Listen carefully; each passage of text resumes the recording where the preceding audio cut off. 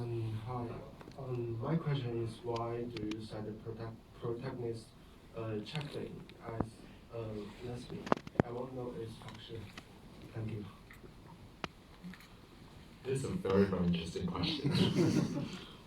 Because I've never wanted it to be so obvious. I've always left it very open-ended, and I'm curious. But I think when I was working with the actress, she felt like it was very important that it was definitive. You know, in my work, I never like to have ones and zeros. Black and white. I think it's always good when it's where there's a duality going on, and it's slightly ambiguous. Is it a friendship, or it's more intimate than that? But it's quite interesting that you read it that way, because I think because she played it that way, she was like, you know, Cynthia Erivo herself is lesbian, and she felt really strongly that she wanted to play it that way, and that was it. Because for me, I think it was very important that at the end, it shouldn't be a film about, sexuality that saves one from trauma. Like that was what I was very, very worried about. I think it's very important that it's a connection of these two souls, more than, it's sexuality. That's, I find it's too simplistic and too reductive. Yeah. Okay, next question. Anyone? Yes? Okay. I probably don't need the mic. Anthony, Okay. because I never asked you this before, how close is the script to the book, and where you deviated, why? I think if you read the book, I think it really harnesses the spirit of the book, the spirit of Jacqueline. But I worked on, I was introduced to this project, when it was a very early draft of the script written by the novelist. And, I read the book, I read the script. It wasn't a script yet. One of the key problems of the book is you have got this, mysterious, intriguing woman who lands on the shores of a Greek island, and she bumps into different people, and she's sort of like trying to keep her dignity, and she's trying to, pretend, and she's trying to keep herself together, but she can't. The problem is you can't quite make a film out of that. There isn't enough of a dramatic arc. There's not enough of a character arc. So what I did is she met like Taverna bosses. She met like the people that she would massage. Students that went on holiday. There was a Greek waitress. There's an American tour guide, and I was particularly taken by the role of this American tour guide. And what I did was I took one of the characters out and work with the writer, and we redeveloped, the backstory and a whole, character arc so that it became a two-hander. Because it's very hard. I can't make a film about just someone sort of like drifting aimlessly, bumping the people, but and until I introduce some kind of, relationship for the conflicts and tension to beat off, there's nothing for me to play on. So the whole backstory about Liberia is not actually... No, the whole story of Liberia, the backstory, it's all in the novel. Charles Taylor, what happened, it's all in the novel. Yeah. All right. Yeah. Okay. Thank you. Next question here.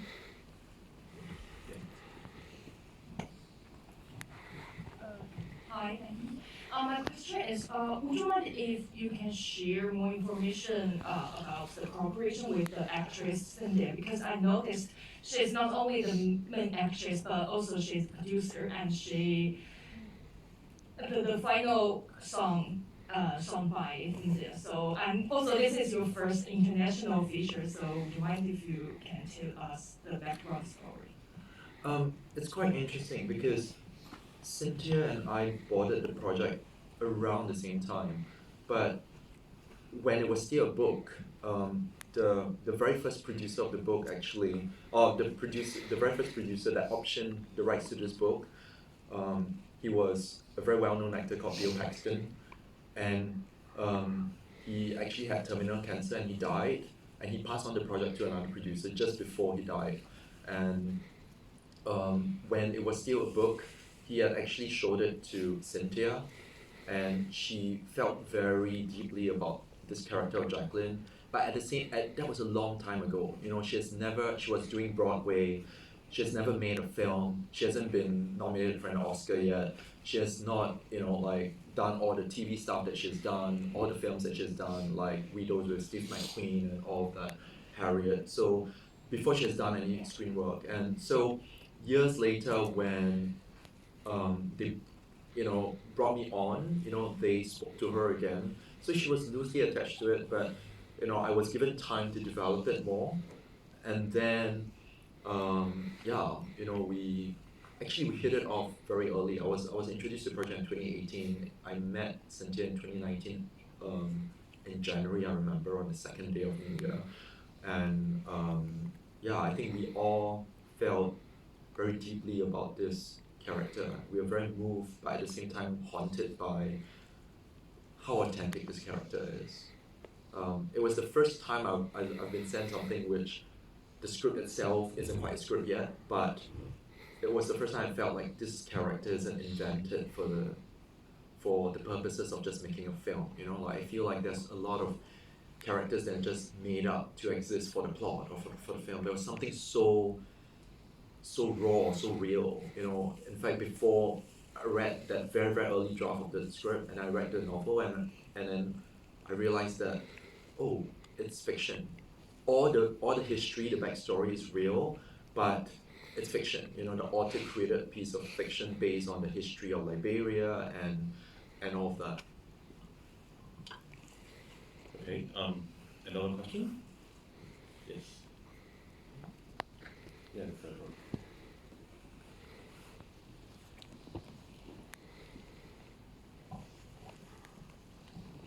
我可以用中文提问吗？可以问。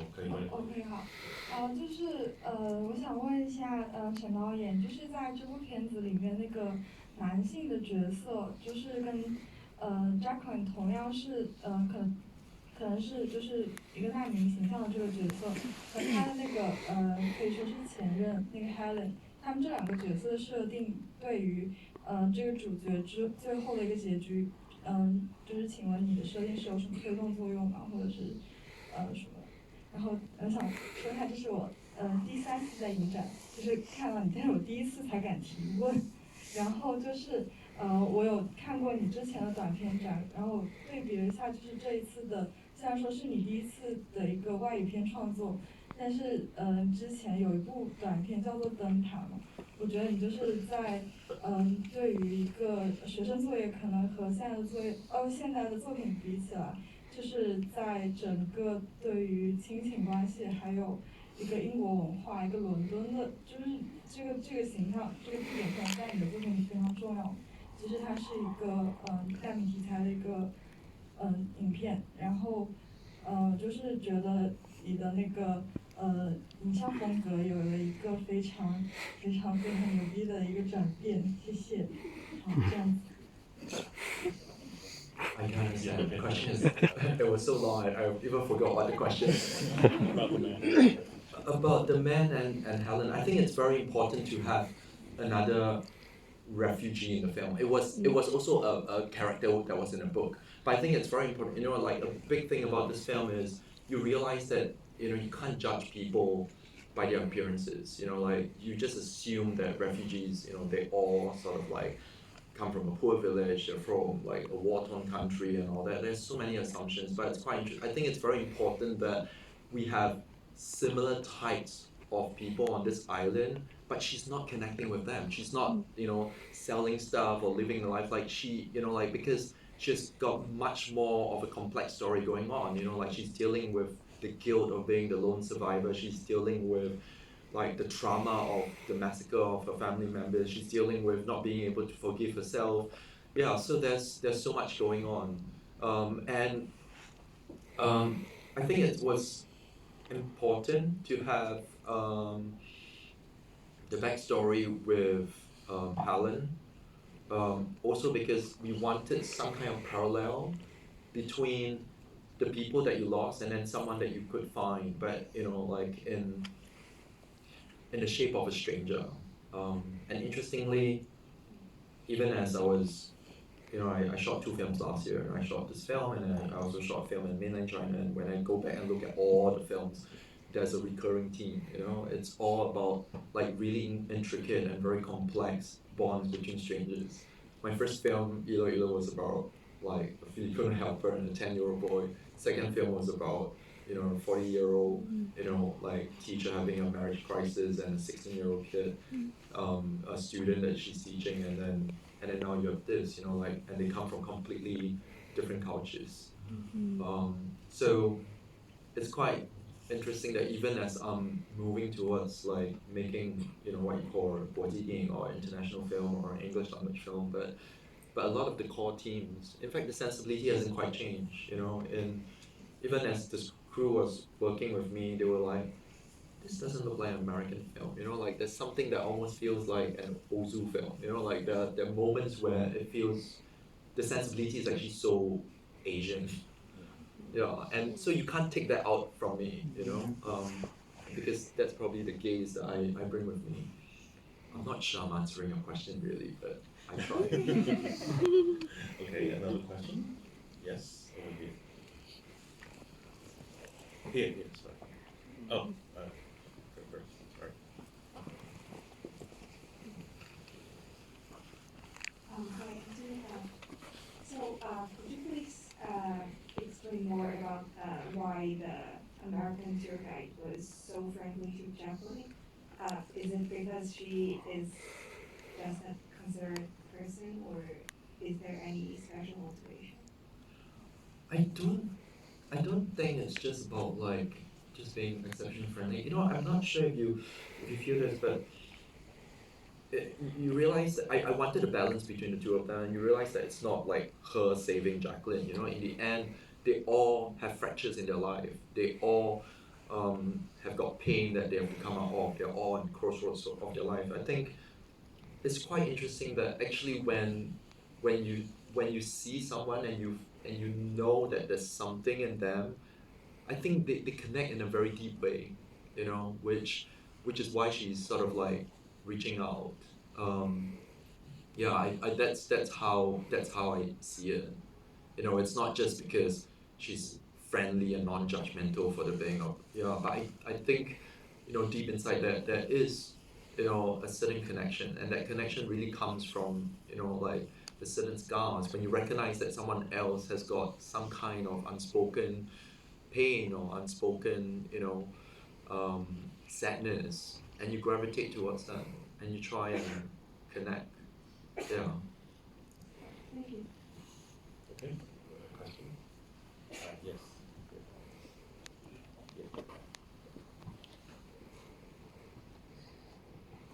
Thank you, Director. I'm a huge fan.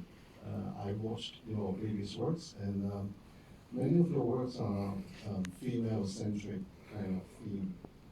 Is it by choice or is it just coincidence? And my second question is, I read from the news that you are now probably staying in Hong Kong for a bit. Are you working on any projects in Hong Kong? If so, that would be great. Yeah. It's not so much by choice, but it's quite interesting because, I had a few films I made, the first 2 films I made that had very strong female characters, so I get sent a lot of material that is all strong female characters. I almost feel like I'm being pigeonholed in a certain way. I need to make a really masculine film now, like, and but somehow I think I don't know, I'm very observant person. I'm super anal for details, like all the small little like detail, and I guess that's the reason why I can sort of shade, a lot of the interior lives of female characters. I sort of see things that sometimes others don't see, perhaps. I don't know whether it's by choice or not, but I'm also trying to walk out of it because I'm not sure I want to be like, the sensitive female director. Like, it's very hard. I can tell you it's very hard, especially when you're making English language film, because the world has changed. Now you get taken down when you're a male director making a film about women. It's just, I need to be taught what to say, so that I don't offend, like, certain types in America and all that. Like it's a very scary place. You just get taken down left, right, center. So yeah, and I'm developing a few projects, and they're all about motherhood and daughters and female characters, and yeah, like it feels like it doesn't end. And then when I start, I don't stop as well, because once I get invested in a character, I just go all the way, and I just can't stop myself. So I need to find a way to cut myself out. Like the next question, about, yeah, I'm living in Hong Kong now. I'll be here for a couple of years. I'm writing something at the moment. I'm observing every day, like on public transport. I'm so fascinated by the city, and I'm writing a quite an epic family drama set in Hong Kong. Yeah, but I'm not rushing into it. It would take me, some time. It would probably take me 2 years to write or something like that. And back to your question, I'm not sure if I answered about Cynthia. So Cynthia is a producer on the film as well. We both are producers on this film. We boarded the project quite early on, and they both became very personal for us. I think all the producers that worked on this project, like everyone, they felt deeply about it. It's not, you can see this is not the most commercial film ever, right? Like if you want to make this film, you're in it because you feel deeply about something. And she is a very, very good singer. She used to be from Broadway. She still does performances. She's, yeah, I think she has won the Grammy before, something like that.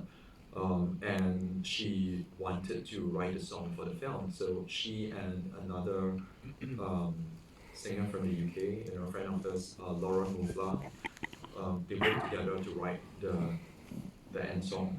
Yeah. I think it also came from the fact that because she was on the film that she was nominated, there's a film years ago called Harriet, where she was nominated for an Oscar for Best Actress, but she was also nominated for Best Original Song, and she felt like, on this film, it was such a personal thing, and she wanted to write a song for it. Yeah. Okay, time is running out. We can allow one last question. Yeah, up there. Thank you. Can you introduce the two actors of the movie? And can you say something about the difficulties of making the film? Yes, thank you. Introduce the two actors of the film. The difficulties. Oh, the difficulties. Yeah. Of making the film. Yeah. Every film is difficult. Yeah, I always thought like the last one was difficult, but the next one is always tougher. It's hard, like when I bought it, when I worked on this, I've been working on it since 2018, so it's been 5 years, right? When I started to make what you call an English language film, I thought, oh, now finally I have the budget to do whatever I want. I've got this, and but in the end, it's the same. It's an art house film. It's an indie drama. Yes, I've got Oscar-nominated and Oscar-winning producers from Call Me by Name, from Nomadland, but it doesn't change the fact that the budget is tight. And we were shooting in Europe. We shot a couple of days in London, and then we shot the rest of it in Greece. In fact, this time, 1 year ago in April, we were literally in Greece shooting this film. But we're shooting European hours. I'm not used to shooting European hours. I'm used to, like in Asia, at least in Singapore, we shoot 12 hours a day. We follow the US system, like 6 days a week. In Europe, it became 10 hours a day, 5 days a week. And we only shoot Mondays to Fridays. I thought I was like working in an office.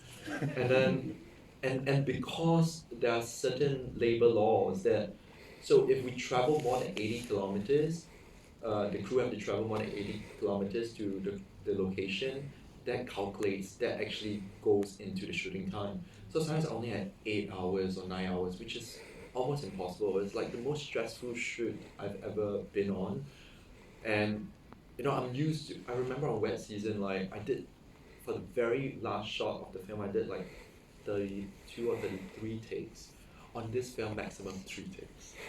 Like it's maximum 3 takes because you have to go. I'm just really great that I had such a very experienced team. I had, wonderful French AD who was, like the AD for Olivier Assayas, so he did all the films. And then I had this wonderful DP, Christophe Fournier, who shot the early Celine Schema films.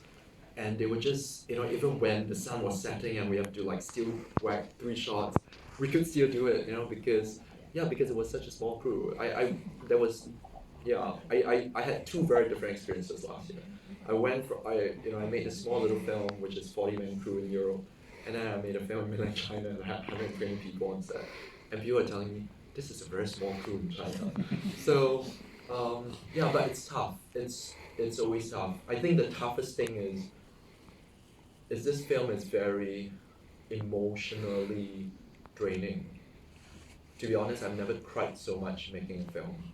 Like developing this during the pandemic when the world was in a really bad place, and you're developing a film about trauma and pain, and then shooting a film and having to shoot some very challenging and gruesome scenes, and my films are not very stylized. They are sometimes so realistic, but you're just watching it and you're crying with them. It's your heart sinks at the end of every day. So it's painful. I feel like I need to make a comedy because all my films have been like all these pretty heavy sort of dramas, and I think it's gonna crush me at some point. Okay, that's all the time we have. I'm sorry, but thank you very much for coming and enjoying the film. Thanks.